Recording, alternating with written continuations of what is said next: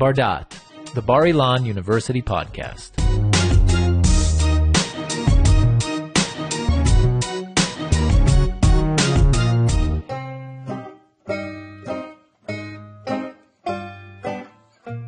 Hello and welcome to Bar-Daat.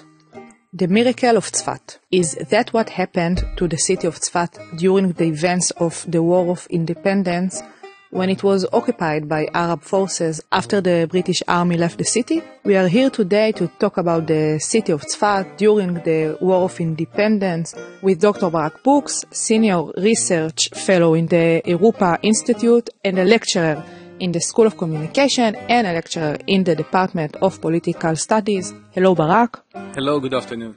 So your main research doesn't relate to history, but today we're going to talk about Tzfat. Why? Why Yes. Tzfat? My name is Dr. Barak Bouks. I serve as a Senior Research Fellow at the Europa Institute and a lecturer at the School of Communications and the Department of Political Studies at Bar-Ilan University. Although I live in the central parts of Israel, I am 8 generations of the ancient Jewish congregation in Tzfat, the city which I was raising and educated on. My grandfather, Pesach Shmuel Zal, was the Gabbai of Ari Ashkenazi HaKadosh synagogue, and also the secretary of the Jewish Communities Committee in Tzfat, which was literally a committee like a government of the Jews, in a city on which there was a majority of Arabs. The head of the committee, Rabbi Moshe Pedatzur, was the first Jewish mayor of Tzfat. I must note only one thing, that my grandfather, although had this religious background, we always in Tzfat managed to combine regular living. My grandfather was one of the founders of the First International Bank, and the religious aspect. This is the symbol of our Tzfat residence. Barak, can you tell us shortly about the history of Tzfat? Yes, Tzfat is a city located in the northern parts of Israel in the Galilee, and always throughout the years Jews lived in Tzfat. It is very famous for Hari HaKadosh, Rabbi Yitzchak ben Shlomo Luria, or Rabbi Yosef Karo, the author of Shulchan Aruch. And we're talking about the period of Kaftet November 29th, on which we can map 1,800 Jews, which were surrounded by 12,000 Arabs, to them we can add all of the Arab villages surrounding Tzfat.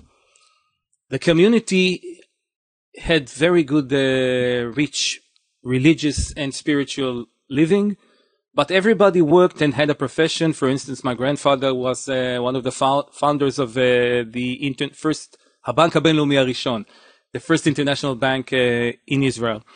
But the community had also very hardships by man and by nature. We can talk about Praot, as Tarpat, as the Great Arab Rebellion in which Jews from Tzfat, Jewish congregation, were killed by Arabs. And Tzfat also endured some very hard earthquakes at the beginning of the 19th century in 1837 and at the end of the 19th century. They demolished the city totally.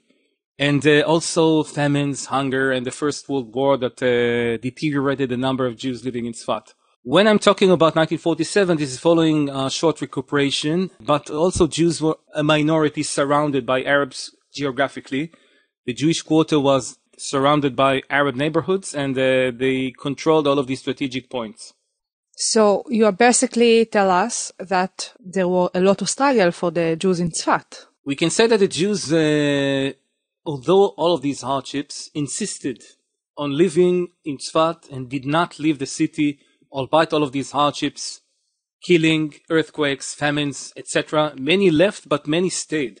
This is the motto that accompanied all of us in the Jewish congregation throughout our years in Tzfat.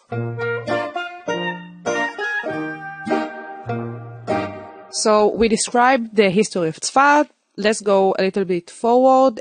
We are now talking about November 47. At this time, UN decided to partition the land, and around the decision, Tzfat had a lot of hardships and struggle, right? Yes. First of all, I would like to describe a little bit the situation prior to the decision to partition the land. We had in Tzfat the Jewish committee, Vada Kila, on which my grandfather was the secretary, and the Jewish committee was headed by Rabbi Moshe Pedatzur, the first Jewish mayor of Tzfat following 48. But in these days, the Jewish community ran the affairs of the Jews that living in Tzfat as a minority. Rabbi Moshe Pedatzur had learned that throughout the negotiations in the UN towards the decision, the final decision to which was to partition the land, Tzfat was considered as a city in the Arab country, not the Jewish country. The definition, an informal definition, was that Tzfat will be a part of the Arab country, but it will be defined as an open city on which Jews can live under the patronage of the Arab country. We all know the meaning of that. And there was a lot of pressure by Jews from Tzfat to key protagonists in the Israeli Yishuv, culminating with Moshe Sharet that ran all of the negotiations at the UN Center. And Tzfat was a part of the Jewish state following the decision in 1947 to partition the land. Following that, Jews abstained from going to the Arab parts of the city, which were the majority of the city. But I want to talk about a key event that symbolized the changes in the lives of the Jews in Tzfat. On December 13th, one of the Jewish Haganah members, Menachem Mizrahi, crossed the informal border between the Jewish quarter and the Arab majority of the city in order to learn about the Arab plannings of the future. They discovered him, killed him, and left him to bleed to death not far from the first outpost of the Jews, which saw everything. They then took his body, and we do not know where he's buried until today, following all of these years. I want to talk about the importance of these events because not long ago, lately, there was a ceremony in Tzfat of calling a street on behalf of his name, run by a member of the family. Many family members were there, which are friends, personal friends of my family. We live together. It was culminating with the mayor of Tzfat, Shuki Ohana, and his vice mayor, Shlomo Haddad, and other, which are, first of all, a family friend that played, which is a descendant of Rabbi Zilberman, Dov Zilberman, but other persons as advocate Dr. Nissan Sharifi and Mr. Ben Tovim that are located until today missing persons, and they are still looking for his body. Meaning the family was so almost burst out and literally burst out in tears. These events are encrypted in our general memory. So the questions after what you just described us, did the British army left the city? Yes.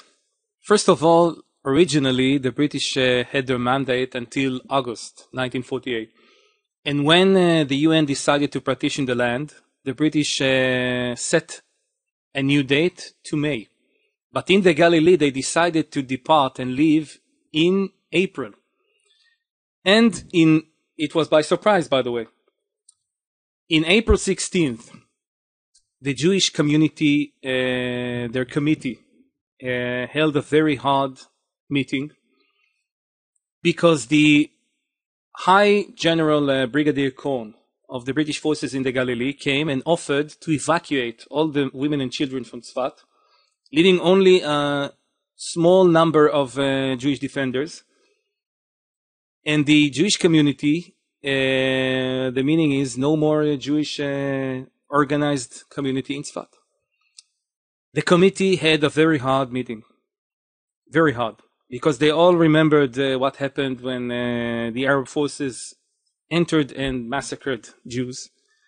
And the British High Commander, played on that. Meaning he said, when he learned that the Jews had decided to stay, and I'm quoting, "Who are you? You're a group of elderly religious Jews. Who are you to define the instruction of His Majesty's representative? Who do you think you are?" He was very mad because the Jews decided to stay and fight for their homes. And the meaning was very hard. So what is the meaning of this decision to stay in the city, to stay in Tzfat? I can say from my personal prism of my grandfather, Pesach Shmuel, who was the Gabbai of Ari synagogue, which was, let's say, without shelters in Tzfat, was the main shelter of the neighborhood. Until nowadays, I must know there is a bullet hole next to the Teva in the entrance from the war. And the meaning is that the Jewish community decided on a very, very hard decision that can mean if the city will lose the war, very hard consequences. But we had to fight for our homes because us as Jews were the caretakers of the ancient synagogues, the Jewish quarter, and we endured so many troubles by men and by nature. But the main instruction and the idea by rabbis and by our leaders was we do not leave Tzfat, we stay in Tzfat. We didn't have any other choice. And the responsibility was very hard. But I can say that this decision of Rabbi Moshe Pedatzu, the head of the committee members, and my grandfather, the secretary, was to take care of the city.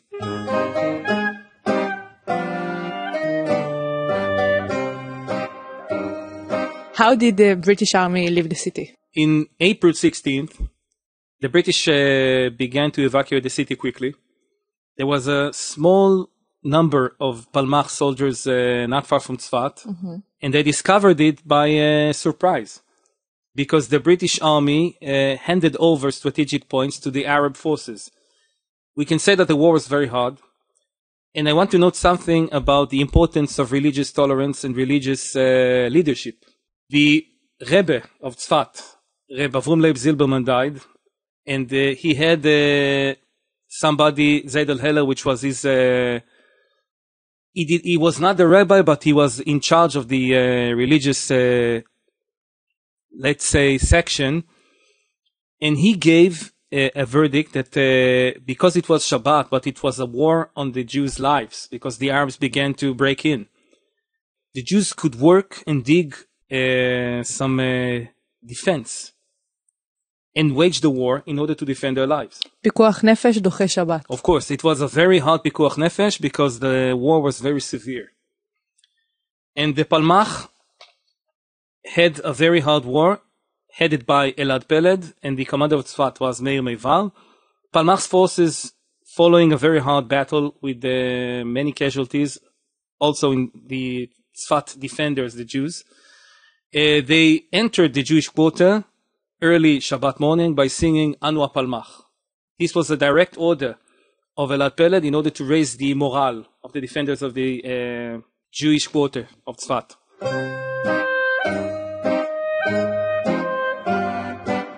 Barak, it sounds like it was some kind of a miracle because it was a war between so many against few people in Tzfat, few Jews in Tzfat. How can you describe it? Literally by the miracle of Tzfat. And why? Because the Battle of Tzfat, following a very hard siege, began on May 9th, following on May 10th the entrance of Palmach forces, as I said. But they discovered that the Arabs departed. The majority of the Arab forces, backed by armies, not as the State of Israel on May 14th or 15th, but literally there were Syrian, Iraqi forces, and even forces from Lebanon. And all of them left with all of the Arab citizens or residents of Tzfat. The miracle is not of their leaving, but of the salvage of the Jews, which literally, under any strategic assessment, were almost bound to be butchered by the majority of the forces. Why did they leave? I can note a few reasons. One of them, the Davidka cannon, which is an inaccurate cannon that made a lot of noise and smoke. But one of its, let's say, shells landed at the command of Adib Shishakli, the commander of the Arab forces, at the Saraya government building. He decided following that to depart. There is the regular notion that the majority of the Arabs, if not all of them, follow the instruction that the Jews are a minority and in 1 or 2 weeks we will finish the job and you can return to your homes. But there is another legend, and very interesting one, about the Jewish atom bomb. It sounds surreal. Yes, the Jewish A-bomb. What do I mean about that? We all know the use of an atom bomb following the Second World War. We're talking about less than 3 years following that war. And the Arabs believed in the scheme that Jews are practically running the world and they have a secret weapon. To that, I'm adding the very unique atmospheric climax of a very sunny day at the beginning of May, no cloud in the sky, which literally immediately was changing into a stormy weather with clouds and lightnings and the very hard rain. So the Arabs were, let's say, thinking or promoted the notion or the idea that the Jews used something very unique, a secret weapon. Some of them attributed that to the use of Jews of maybe an atom bomb. Now, we're monitoring that following 75 years, but we have to remember that way back then, we had only a few hours of radio broadcasts, no television, some news reels in the cinema, but most of the population was not exposed to the media as we are, culminating with the A-bomb being a very new weapon. And the miracle of Tzfat is that the Jews, literally like in Purim, or in the miracle of Hanukkah, from let's say a conclusion that they're going to be butchered by the majority forces of the Arab forces here, managed to stay, and their decision was correct, and Jews are still living in Tzfat until today. And Tzfat is a very proud part of the state of Israel.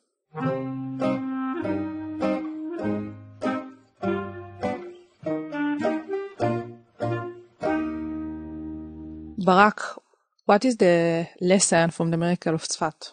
We can talk about a few conclusions. First of all, self-reliance. The state of Israel and Jews all over the world should rely upon themselves. Nobody will help us. As nobody helped us in 48, we can always have and should have the ability to defend ourselves, and also to know and learn about any potential danger to our existence, and developing the ability to meet the potential danger.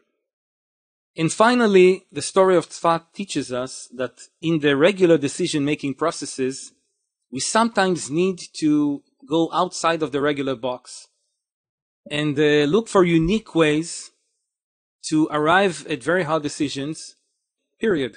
Dr. Barak Bouks, a lecturer in the School of Communication and a lecturer in the Department of Political Studies. Thank you very much. Thank you so much.